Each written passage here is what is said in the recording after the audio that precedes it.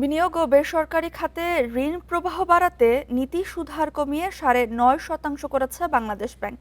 তবে শুধু নীতি সুদহার সমন্বয় করে বিনিয়োগ বাড়ার সম্ভাবনা কম বলে মনে করছেন বিশ্লেষকরা। টেকসই বিনিয়োগ ও কর্মসংস্থান বাড়াতে ব্যাংক ঋণের সুদহার কমানো এবং সুশাসন ও নিরবচ্ছিন্ন জ্বালানি নিশ্চিতের পরামর্শ তাদের।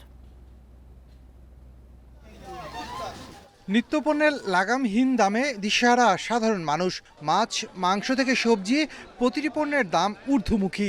মূল্যস্ফীতি নিয়ন্ত্রণে দীর্ঘ ২ বছর ধরে কঠোর মুদ্রানীতি ঘোষণা করেছে বাংলাদেশ ব্যাংক। নীতি সুদহার বাড়িয়ে ১০% নেওয়ার কারণে ঋণের সুদ বেড়ে যায়, কমে আসে বেসরকারি খাতের ঋণ প্রবাহ। তবে সে অবস্থা থেকে কিছুটা সরে এসে সম্প্রতি নীতি সুদহার কমিয়ে ৯.৫% করেছে বাংলাদেশ ব্যাংক। নিয়ন্ত্রক সংস্থা বলছে, নীতি সুদহার কমায় ব্যাংকগুলোর তহবিল সংগ্রহের ব্যয় ধীরে ধীরে কমবে। এর প্রভাবে ঋণের সুদও কমতে পারে। ব্যাংক ঋণে সুদের হার শিল্পায়নের ক্ষেত্রে এই মুহূর্তে একটা বড় বাধা। এই বাধাকে যাতে দূর করা যায়, যাতে লেন্ডিং রেটের উপর একটা পজিটিভ ইম্প্যাক্ট পড়ে, এই কারণটাই মূলত আমরা মাথায় রেখেছি। তবে বিশ্লেষকরা বলছেন, খেলাপি ঋণের উচ্চ চাপ এবং আমানতের উচ্চ সুদের কারণে ঋণের সুদ দ্রুত কমানো কঠিন হতে পারে।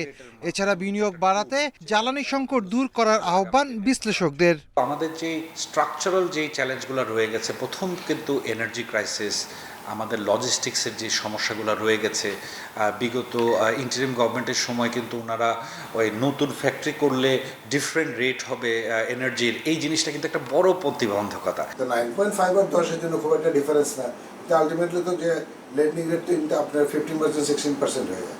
ওরা বলতেছে 15% 16%-এ বড় করে তারপরে আমার ব্যবসাকে প্রফিটেবল করা ইজ নট পসিবল।